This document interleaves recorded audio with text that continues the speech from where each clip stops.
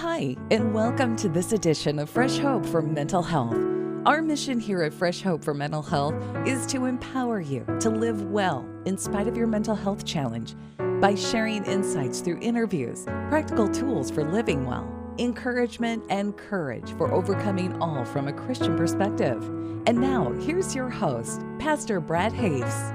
Hello, everyone, and welcome to this edition of Fresh Hope for Mental Health. I'm Brad Hoefs, your host, and I have with me today a guest that I think you're going to enjoy and get a lot out of, or get a lot from, I should say.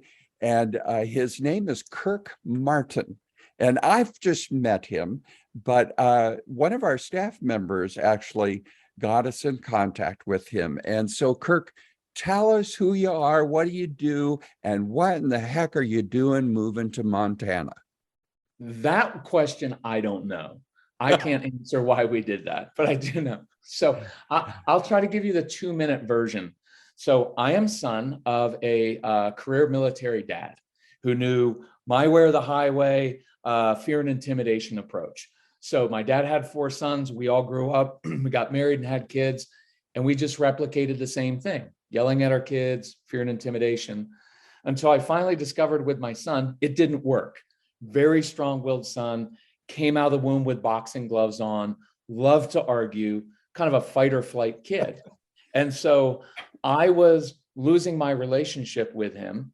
And I was always asking, like, why did you give us this kid? Like, why? My sole focus for the first 9 years was fix him, change him, because he was so difficult, emotionally volatile, little things were hard, just didn't listen the first or the 18th time. And then what I finally discovered was there's only one person in life that I can control, and that's me. And the quickest way to change your child's behavior is to first control your own. Because I would yell at Casey, like, you need to calm down. And he was like, apparently you haven't mastered that skill and you're like 35, right? Like, but it was a beautiful thing because what I discovered was when I learned how to control my own emotions, my anxiety, my own control issues, which we all have, it changed his responses. And I had a much better impact. And we started to build a trusting relationship versus that I'm going to make you do things so that you don't lose X. It became a trusting relationship. And so after that, we began working with kids on the spectrum, strong-willed kids, kids with learning difficulties, and decided to invite them actually into our home. So the idea was, rather than doing one-on-one therapy in an office, let's have 8, 10, 15 really difficult kids come into our house. We'll change plans on them at the last moment so they freak out. They will melt down a lot. And in the moment, we will teach them, what do you do with frustration? What do you do when you're disappointed? And teach them impulse control. So over a decade, we had about 1,500 kids come through our home. And so after that, we started doing the speaking and podcasting on all those things. But it's a pretty awesome experience. Are you a therapist? No, I will be honest, I have 0 qualifications to do what I do. I just happen to be really intuitive and really good with very strong-willed kids. My wife is a therapist, trained therapist, but my talents in that way are I'm very good at observing patterns and really getting to the heart of what's going on inside, say, a child who's struggling with anxiety, partly because I struggle with that. So well, and I think the truth be told, most of us would rather speak to somebody who's done it than somebody who studied it. Not to put therapists down or anything, right. But so often what we forget is that peer-to-peer component, and that's what Fresh Hope's all about, is really Right. We want to talk to each other because we've been through it. That helps us learn how to do this between our doctor's appointments or between our therapist appointments or whatever. And there's nothing like talking to somebody who's been there. And so I'm glad to talk with you today. You could have helped me many years ago because I was undiagnosed bipolar. reeling out of control when my kids were, getting into the middle school years, and I was getting sicker and I was yelling louder. Right. And like I told you before we turned on the record button, I would yell. I thought if I yelled louder and closer to their face, and even if I spit on them while I was yelling, that somehow was going to get their attention. And my son would just roll his eyes to the back of his head, and you could tell he was going someplace else. It was like, okay, I just got to endure this for a few minutes. He never yelled back, never got mad or anything, but I could have used it. And I have a feeling a lot of our listeners to Fresh Hope for Mental Health podcast could use this, because when you have a mental health issue, it makes it more so that the parenting is difficult and frustrating, because I had no emotional regulation not being treated. So talk to us about it. Tell us some of the things specifically thinking about that person that is out there maybe suffering from anxiety and depression, or just are not doing well themselves. Right. I think that's one of the things I tried to do early on, because I'm more of as you'll be able to tell as I speak, I'm more of like an ADHD guy, right? And I do struggle with anxiety, unknowns, things kind of freak me out a little bit. And it was all my focus had been on changing my son. Let me fix his behavior. And when I started to work just on myself here's a practical one I did, identifying my own triggers, right? So I'd identify my dad's career military. If you're not 5 minutes early, then you're 10 minutes late. So of course, we had a son who dawdled in the morning. Well, what happens? That triggers me. Then, so when Casey resists and dawdles, what happens? Casey, hey, put your shoes on, get in the car, we need to go.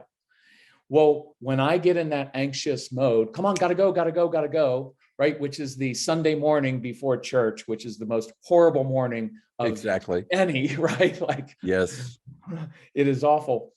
The more I yell, the more I get anxious, the more kids tend to resist. And they're not rejecting your authority, they're rejecting your anxiety. Because that anxiety tells them, I can't please you. No matter how quickly I move, you are going to always want more. No matter how much I bring my grades up from a C to a B, you're still not going to be happy. And so they shut down and do the opposite. And so I began to see how much my reactions would trigger the exact opposite result that I wanted for my son. Like you noticed with probably your kids, when you lecture about school more, you know what, if you would just apply yourself, you would be capable and you need to put in effort. And then they shut down even more. And so a little trick I learned was, if what I'm naturally doing is getting me the exact opposite result of what I want, why don't I do the opposite? So rather than walking into a room all anxious and barking, I would walk in and sit down. And I know people are like, sitting down, that's not like, I want a 5-step therapeutic plan. And I was like, you're not going to do the 5-step therapeutic plan. Yeah. But you can sit, because if I walk into a room with 2 siblings fighting and I come in, you know what? I buy you guys all these toys and all these video games. You can't even play well for 10 minutes. You go to your room. You go to your room. I haven't taught them or solved anything. No. I just wanted to get them to shut up, honestly, yep. Right? Yep. And I tend to trigger more. But I guarantee if you walked in and you literally sat or laid down on the middle of the living room floor, those 2 kids would stop their arguing, because they would look at you like, what are you doing laying on the floor? Well, now I have an opportunity to discipline, because discipline literally means to teach. And now I can take the provoking child who irritates his brother because he's bored and say, I know what's going on. You're bored. You have this awesome brain. It runs all the time. You have all these ideas, but you hate being bored. And when you get bored, you just push your sister or brother's buttons, but then you always get in trouble for it. So I've got another idea. because I know two things about you. You've got a big heart, never toward me, but toward other people. Because, Pastor, these kids, strong-willed kids, they're terrible for their parents, but they are great for anybody else. Mm-hmm. So you've got a big heart and you love money, because a lot of the kids we work with, born entrepreneurs. So I've got an idea. You can continue to irritate your brother if you want, but you're just going to lose your stuff. But if you want to come help me with dinner, I bet we could brainstorm 3 different ways to earn some money in the neighborhood. And with that money, you can give some money to St. Jude's to help kids with cancer. You can buy your own toys. We can start investing it. And now I'm teaching, but it started with not walking in and trying to change the 2 siblings. It began with me walking in, sitting down, crossing my legs, and talking in a very even, matter-of-fact manner, which is very, very grounding for our kids. I don't know if that makes sense, but I like. Oh, it makes perfect sense to me. And, scripture says that we should train up a child in the way that they should go. And that really, the translation there, when you get behind the language behind it, the original language, it means that your child comes to you gifted and already someone. You don't turn them into who they are. You only can help refine what God made. And so to recognize that some kids are strong-willed and they're entrepreneurial, they're, this or that. Yeah, I get it. And talk about the craziness of what we do as parents. When my son was 3 years old, he was out in the backyard. We had dinner guests, my cousin and her husband. They didn't have any kids yet, so she knew how to raise children. And I and my wife are sitting there in the kitchen, and our son is outside yelling us a lot. I mean, we could hear him. The whole neighborhood had to have heard him. And so what do? I opened the door, slide it open, and said, "Noah, stop yelling." Closed the door, sat down with these 2 dinner guests, and, went about it. And she goes, "Gosh, that just makes a lot of sense. Yell at your son to tell him to stop yelling." And I'm like, and how many times do you say, "I'm going to spank you. If you hit your brother one more time, I'm going to spank you." Yeah. Yeah, it's crazy, isn't it? It is. And it's just, we love our kids so much and we want them to grow up and be successful. And when we see them not doing, quote, the right things, then it triggers, right? We're like, how's he going to be successful in life if he's out yelling and he's doing these things? And we just get reactive, and then we create kind of the same dynamic. And so a lot of what we talk about is just breaking the generational patterns, right? Like my dad was fear and intimidation because that's what that generation did. Mm-hmm. And then so much of our parenting is based on shame. Our society is based within shame. I mean, the news is all about shame. We're all listening to the shaming story about such and thus. Yeah. So breaking those patterns. I would say, you hit on something really important. The strong-willed kids that we work with, when parents come to our live events or email, they're like, "Oh, my son is so defiant. He's disrespectful. He doesn't listen." And the words that I come up with are usually, you have a child who's very frustrated. Because see, if I have a frustrated child, that takes me down one path. But if I just have a defiant child who's, that's how we define him, I can't do a lot with that, right? Besides like, stop being defiant. But if I've got a frustrated child, I'll help you deal with your frustration. The other thing is the shame. The strong-willed child usually comes out of the womb just a little bit more challenging. They don't want to do things the way you want them to do. They want ownership of their choices, right? And you will spend your childhood saying, "If you would just do what I asked you to do, you would be done in 7 minutes. But you'd rather argue with me for 7 hours or weeks or days or years and lose everything you own." And these are kids who, I'm sure you found, they don't respond to consequences. No. And so what they often feel inside is shame. I'm a bad kid. You like my brother more than you like me. Why am I always in trouble? And we tend to reinforce the shame rather than giving them tools to actually succeed. So that's an awesome insight from you on that shame. Well, and the thing is that what I would say to those of you who are listening, there's even a part of me that even as Kirk is talking, I'm thinking, oh my gosh, I was really a bad parent. I really, yeah, we mess up as parents. There are no perfect parents. And, one of the things we can do to ourselves is shame ourselves, but the reality is, okay, so I made mistakes. But I also, as a parent, went to my children and said, I shouldn't have done that. I'm sorry, I didn't need to yell like that. So as a parent, I think you got to be careful, especially when you're in the midst of parenting. You're still parenting that child. Own up to it and change, right? Kids are resilient in that sense. I'm sure when you started discovering these things, your son started reacting differently, and it helped him, and he was able to grow beyond the things you did wrong before that, right? Well, so now when I come and I say, hey, you know what, that situation, that wasn't about you. That was me. That's on me. I shouldn't have yelled. I shouldn't have reacted. You're now modeling humility.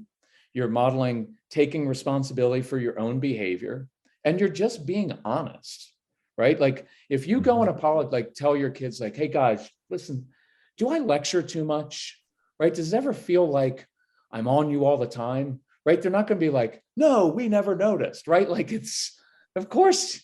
And so a lot of times dads, because you and I talked a little bit before, dads tend to live in denial, right? Like, I don't have anger issues. I'm like, clearly you have denial issues, right? Yeah. And we're afraid sometimes, well, if my kids see me like that, I'm like, they already see that. They can see you flipping people off in traffic, and they know when the waiter doesn't bring something and you get upset and your voice gets tense, and in the car. So when they see you changing, you know what, if you were to talk to my son, here's the one thing he would tell you.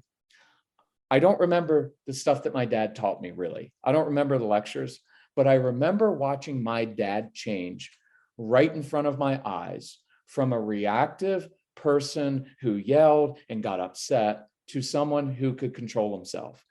That's what he remembers. And that's what he learns. I mean, because see, I think I understand as a grandparent today, I'm watching the parenting that my kids are doing, but I am interacting with my grandchildren like I wish I would have interacted with my children. Right. And we had a guy that did our premarital counseling, and he told us, usually you don't always make the same mistakes that your parents make. You say, my dad always did this, so I'm going to do this. Right. And sometimes this is just as bad as what dad did, if not worse. Right. And so, breaking those patterns that you mentioned it before, that's really a big deal to recognize one's patterns. What would you say to the parent today that's listening and is really struggling with parenting, and they're just saying, oh, I've just screwed up. I can't control myself, blah, blah, blah. What would you say to them? Where should they start? How do they go about changing? I'd say one is you should be struggling, right? Like this is really hard. Like especially Christian parents a lot are like, well, we love the Lord and we pray. And I'm like, okay, the first family, Adam and Eve, had 2 kids. One of the first 2 kids was a murderer, right? And killed his brother. Yes, there were no video games. There were no guns. It's hard, and it's supposed to be hard because the purpose of relationships is not happiness, it's transformation. It changes you. So embrace that part. Don't beat yourself up. It's just as I get older, and I'm sure you found this, it's so much easier to be honest with yourself and not beat yourself up because like, no, I am clay. I messed up. So I would start with some very simple things like maybe pick a common part of the day that messes you up. Like if in the morning, it's like the kids aren't getting up on time and you're barking right away. Let's just work on morning time. What can we do opposite of what we normally do? So instead of walking into your child's room, come on, get up. We've got to go to school, and start barking. Let's connect first thing in the morning, because connection tends to lead to more cooperation, more compliance. Right. So with that strong-willed child, walk in the morning, sit on the side of the bed, and wake them up with a compliment, right? Like, hey, last night, it really helped when you brought your fork back from the table to the sink. Maybe one day you'll bring all your dishes back. I'm kidding. I'm being sarcastic. Right. But I want progress, not perfection, right? Because it's sometimes hard to find a compliment. Sometimes it's hard to find a compliment. But I start with connecting with the child in the morning. I start with strong-willed kids, giving them tools. Hey, I bet you can't find where I hid your breakfast outside. Our strong-willed kids love challenges. And instead of just the rigid, get up, get dressed, come downstairs, I hide their food outside and I make them forage for it. I hide them in an obstacle course. And I change the dynamic where I'm giving the child tools to succeed.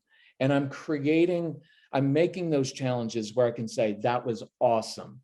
I didn't think you were going to be able to find your breakfast, and you found it. And then they ate outside and they're perfectly happy, which, by the way, is great, because you want the strong-willed child outside while you're inside. Makes it easy. I'm kidding, but not really. Yeah. I mean, I kid about those things, but it's true. The strong-willed child likes his space in the morning. So if he could actually eat up in a tree house in the morning, who cares? I'd encourage parents, and I don't know if you agree with this.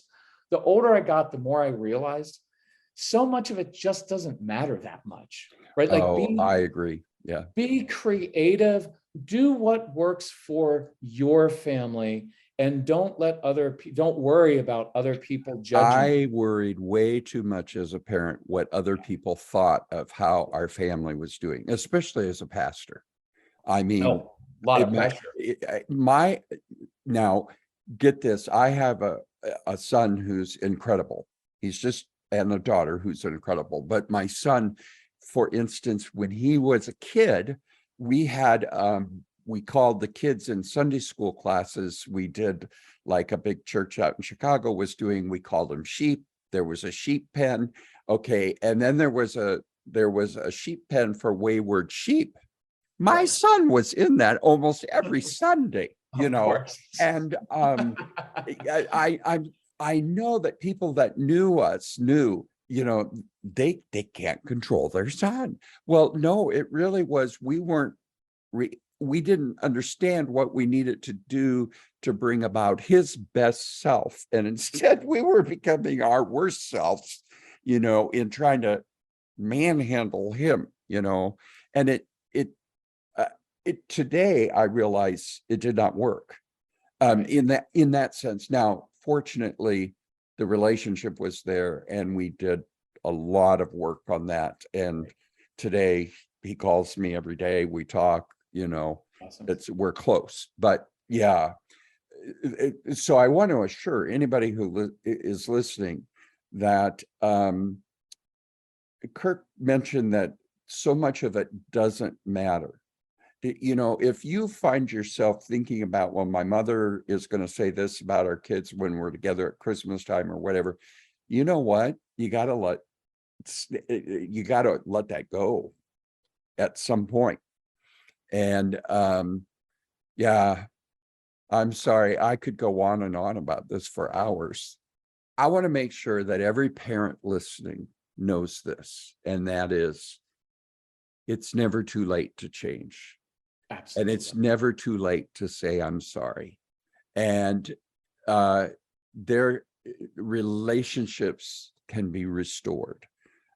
Trust can be restored with work, yes. But like you said earlier, all this family stuff is work, because it's iron sharpening iron, transformational growth within our relationships, right? Oh, absolutely. Yeah. Don't give up the relationship. Build that relationship, because relationships change behavior. Consequences don't really change behavior. Relationships do, right? So yeah. can I give an example This is the most common example that we get emails about a child being defiant and Yes, calming the please child do. down. Yeah. So here's a common trigger for a lot of us as men and moms too. When I would hear my son yelling at my wife. So my typical response was to march into the room as the dad, say, Casey, how many times do I have to tell you, you don't yell at your mother? If you don't stop that, you're going to lose everything you own. And then I would use that as an excuse or an opportunity to lay into him for all the other things. Leave your Legos on the floor. You don't listen. And I say that for us, there's no blame or guilt in anything that we do, but I do like things to sting a little bit so that we realize, oh, that's what I'm doing. When I did that, it was because there was a subtle level of resentment that I held against my strong-willed child, because I felt like he made everything difficult. Our whole family life revolved around his emotions, and we walked on eggshells. So I felt justified when he did something wrong. I felt justified in laying into him, right? It's a very subtle thing I'd watch out for. And so naturally, when I started yelling, he got defensive response. And then I do another, one of those funny, i.e. dumb parenting things, one more word, young man, which was a cue for him to say word, right? Or yeah. Keep it up. You already lost your video games for 2 weeks. You want to make it 3. And the strong-willed child's going to call your bluff and say, let's just make it 4, because they know you can't do that. And so I realized at the time, or a little bit later, when their faces get all red and they're gone emotionally, they're past the point of no return. I kept going. You know what? Keep it up, Case. Keep it up. And I was escalating things. And I think I was provoking him on purpose so that he would ultimately say, you know what? You're an idiot, Dad, or call me a name. So again, I felt justified when I went into the room and said to my wife, did you hear what your son just said to me? And she was like, where did you think he learned that from? But I had provoked him to anger with my own anger. And scripture tells us not to do that. No, we all love the ones about children obey your parents. Yeah. But we forget the ones of like, that have to do with us. I believe that lecturing too much and talking too much to a child is provoking them to anger, because you see it. I got it, Mom. Got it, Mom. I know, but I don't think you really got it. So I'm going to keep going. Oh, and I would do that. Because I just believe that the more I talked about it and the more I drilled it into them, it would go deeper. Yeah. And then they reject it. They're never going to say, Mom, Dad, I didn't really want to do what you asked me to do, but after you lectured me for 15 minutes and gave me your 10-point plan, all of a sudden a light bulb went off and I see your wisdom, right? Like they're never going to. It never happened. I used to have my son sign contracts. Right. That if I wanted to make sure he understood. So if you do this, this, and this will happen. And if you do this, this, and this will happen. And then I'd make him sign it and date it. I ran across some of those not long ago, and it's like hilarious to me now. But, and then I wondered why he felt like a failure at one point in his life. And then I had to go back and say, well, Abraham Lincoln ran for office this many times. You're not a failure, And right. But I had been telling him he was failing all the time by how I parented him. Yeah. So in that moment when I'm yelling at Casey and he's ramping up, here's what I realized later. What I was really saying to my son was this: I need you to behave, because if you don't behave and do exactly what I say, I'm not sure I can behave, and you do not want to see me angry. Right? Like that's painful to hear, but that's true. Painful, but it's true. And so there's no blame or guilt. It's just recognizing, oh, I can't control myself, so I actually need my child to behave so that I can actually, right? So let me give you a different twist of let's go in and do that situation differently. 2 quick points. One is I don't discipline until I de-escalate situations. because it doesn't work. Like, Pastor, you know this. When did it ever work? Son, we need to talk about your attitude right now, right? Like, he was never like, okay, I think it's a good time, right? Like, it just doesn't work. And then this phrase, motion changes emotion. We are big fans of getting kids moving when they're upset. Standing in the same place in the kitchen with two upset people always leads to escalation, bad words, and heartache. Or the parent actually does take away horrible, the consequences far outweigh the issue, you know? Right. Yeah. Or to your point, it's not even the issue. So I hear my son yelling at my wife. Well, my first thought is that's defiance, that's disrespect. But if I walk into the kitchen and I say, with some intensity, I like intensity with intense kids, positive intensity. Hey, Case, I can tell you're frustrated. Listen, and I hold up a football. I'm going to go outside when you're ready. If you want to come play catch, I'll help you out with whatever you're struggling with. Or, hey, Casey, I can tell you're frustrated. Listen, I'm going to go in the living room, dump some Legos out. When you're ready, if you want to come help me build a spaceship, I'd love to help you. So when I come in, I'm acknowledging, oh, I can tell you're frustrated. Instead of, you're being defiant, you better stop right now. Mhm. I'm identifying something's going on. You're anxious, you're frustrated. Something's going on that's leading you to yell at your mom, which is going to cause you to lose all your stuff. So I've identified, then there's an invitation to come with me. I'm going outside. I'm going to the basement. I'm going to do X. And then this phrase I like, when you're ready. Now, I never use it like this. Hey, son, when you're ready, get your shoes on. We need to go, because they'll never get ready. But in an emotional power struggle, when you're ready, gives them a little bit of ownership, because just saying, you need to go outside. You're meeting me in my bedroom right now will always elicit no. Then it escalates.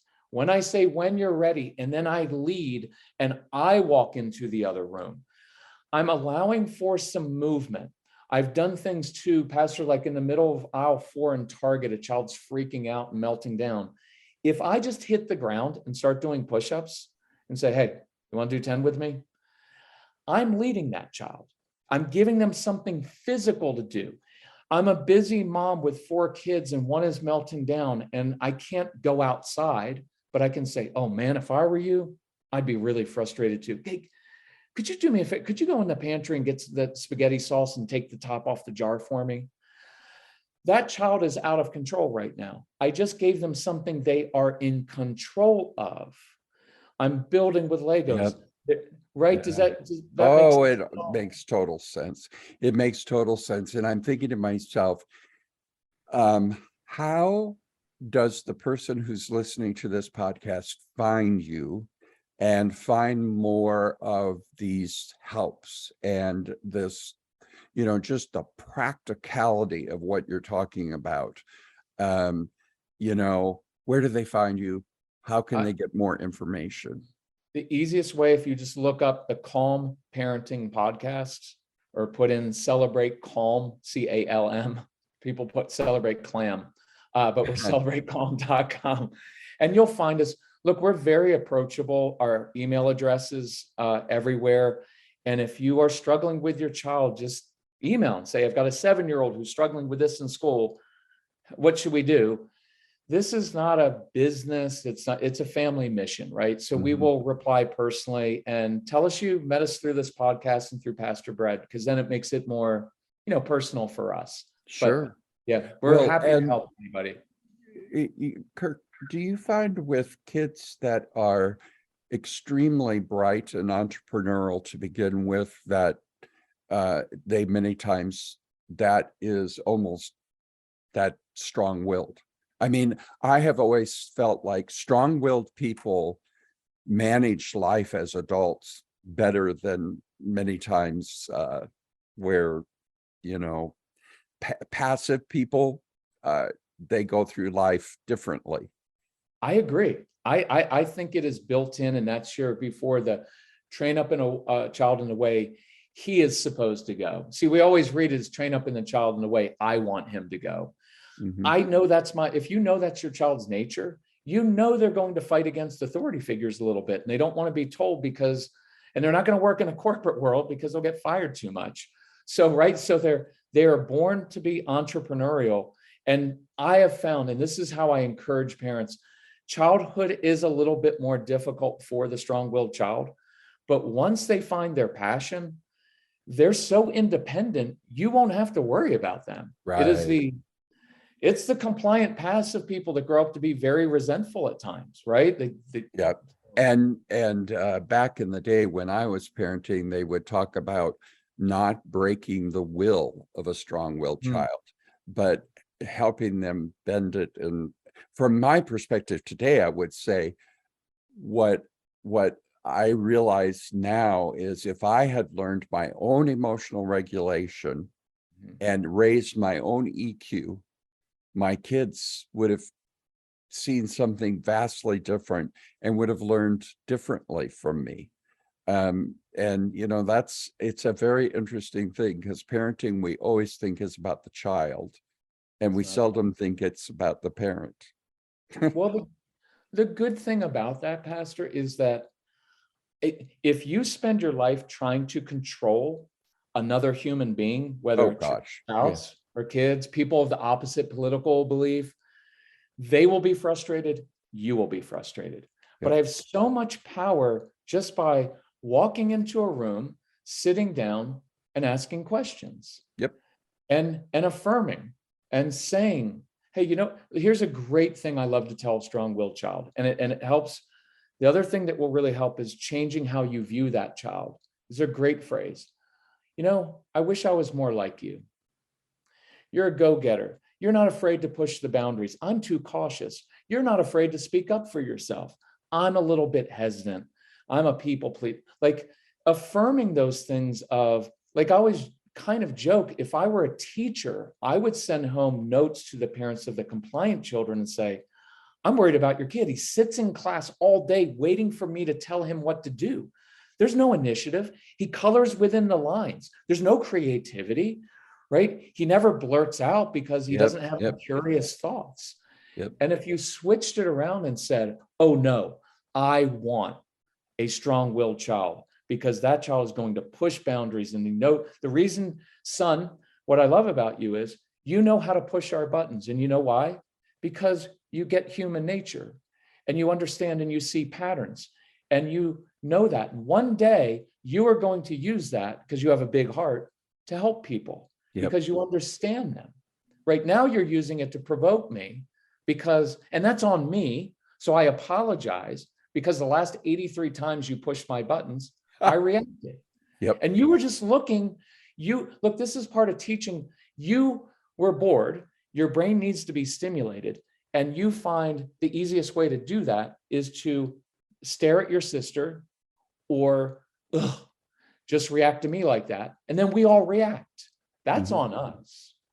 I'd rather stimulate your brain by getting you love animals. Why don't we make a job walking dogs in the neighborhood? You can volunteer at the animal shelter, right? You can turn the things that you think are negative into positives and use it to your advantage. So you don't have to break the will. You just need to shape it and give them opportunities to use direct it. Direct it. Yeah, it's a great. Or give them opportunities to choose from, because we used to say we would punish.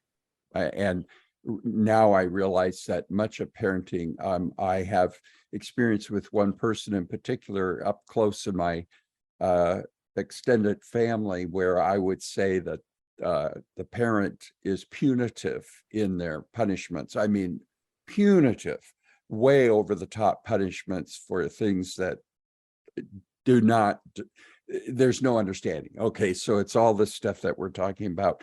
But I would say or we've told our adult son, we could never find what we could take away from you that would change your behavior. Right. Never, until we discovered money. And then it was like, but we found we could motivate him with money. And our kids actually got to a point in our lives where we would be heading into something where they needed to behave, and they knew they needed to behave. Maybe it was a function at church, or it was some kind of family event. And they would say to us, if you'll buy this, or if you'll give me this much money, I'll do this. And they started negotiating their own behavior ahead of time. I love that. I love that. Hey, Dad, this is an important conference. What does it mean to you for us to behave well? Yeah, they're very, very bright kids like that.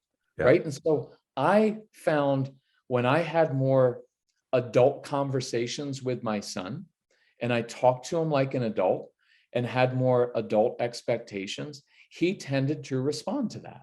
Yep. Right. And when I said, like, Case, look, here are the options. We've got to, right. Like one time he comes at me with that tone of voice. Right. And so I was like, Case, last 63 times I've heard that tone of voice. It told me you're anxious, you're frustrated, or you're hungry, because those are his three triggers, even at age 29. So it was, look, you've got two options. You may talk to me like that if you want. It's just not going to end well for you. And see, there's no shaming, there's no drama, there's no, I can't believe that you would talk to me like that. It was because that's just more shaming right there. Pastor, I like normalizing things. Here's a good one. So we get an email. My 9-year-old snuck his iPad into his bed at night, and I can't believe that he would do that, and that breaks. And so the parent is like, it's all the shame. Now, I don't want to let the child get away with it, but I'd rather normalize, like, of course you snuck your iPad. Why would you not sneak something into bed that gives you access to all the world's movies and information? Makes total sense to me, son, that you would do that. Now, we've established in our home, we don't do electronics in bed or after 9 o'clock. So you just chose to forfeit your iPad for the next 3 days. I'm not mad at you. I fully expect you to do that. Just letting you know, these are our boundaries and this is how it works, right? So there's no need to shame while you give consequence. Or here's a good one. Teenage daughter changed all the passwords on her phone and electronics. Well, of course they're going to do that, because what teenager wants to have her parents look? I would have been the first teen to do it. Yes, right. So it's so low key. Hey, honey, totally get why you would want to do that. Here's what I want you to know. If the passwords are not restored by 3 o'clock this afternoon, I will call Verizon, let them know we don't need the extra line, and the router gets turned off to the home. Kiss on the cheek, walk away. I gave her some space, right? Because she recognized she got busted, but I'm not in her face lecturing her about now we can't trust her and she won't be able to do. It's just, there's no drama in there. And then there's an expectation of, I know you know the right thing to do, honey, and you got caught and you don't like it. And can I throw in one thing that will irritate parents? I guarantee that daughter is going to be like, oh, you guys are such lame parents. My parents don't, my friends' parents don't. Of course they're going to complain. Right. I don't react to that. And I would say, if you want to do something funny one time, if your kids always do the grumbling, next time they ask you to take them someplace, just say like, oh, you guys are so annoying. You always want us to feed you. You can't do it out of bitterness, right? But you can do it out of fun with a smile after and say like, that's what it sounds like. Oh, yeah. We did some of that, and we had so much fun as parents doing that. One Christmas when our kids were teens, we decided that, because they always kind of knew what they were going to get or what they wanted, right? Mm-hmm. Well, we had one gift that I gave to my son every year in a different package. It was an old sweater somebody had given me that was ugly. We gave him that butt ugly sweater every Christmas, and he never took it, until one time he took it and it disappeared. We don't know where it went. So, I mean, but the other thing is like we would give jumper cables in the most beautifully wrapped gift. Okay. But this particular year, we took, and like if he loved Doc Martens. So he wanted a new pair of Doc Martens to go with his 32 other pairs of Doc Martens he had, right? So what we did was we bought the pair, yep, but we put an old pair in the box. And then we told them that what was supposed to be in the box is somewhere in the house or yard. And so as teenagers, they had to go find their Christmas presents because they were not in the boxes that they came in. And awesome. we had so much fun with that year. They didn't think it was that fun, I don't think. I bet they do now, though. I bet they look back, right? And I bet that's something that they will replicate with their own kids, right? Like, yeah, possibly. Yeah. But, I think sometimes we just get so wrapped up in their behavior that we realize, and the bottom line is, and as we draw this podcast to a close, if those of you who are listening, get in touch with Kirk, get in touch with their materials. It's not too late. I don't care what age your kid is. He or she may be an adult. I mean, it is possible to restore. God is a God of restoration. He's a God of change and for the better, and more than anything is, I think if you start to internalize and say, how do I change? Do I change when people yell at me? Do I change when people are mad at me? Do I, no, I really change when people love me and care about me and give me options. Maybe they let me feel the consequences, but isn't that how God deals with us? He really deals with us in saying, it's all love. It's grace and mercy that changes us, not fear of God. Yeah, it's a goodness of God. Yeah. Yeah, and to feel the consequences of our actions or lack of actions. Yeah. I'd say the final word I would give is enjoy. Enjoy the strong-willed child, because along the way, we stop enjoying them, right? Because they ruin our agenda as parents. Yes. Right? And they're like, I thought I was going to do it the right way. But this week, enjoy them. Enjoy some of the difficult parts of them and learn to see how that's going to benefit them. Because when you found this, Pastor, when you start enjoying people, you love them and it softens them. And there's a humility there and it changes the behavior. And it's not that it changes, it makes them more receptive to things because they know I'm laughing with you again. So even maybe one of the first things you do, instead of just fixing yourself, because that's hard work, is laugh as a family again. Do fun things.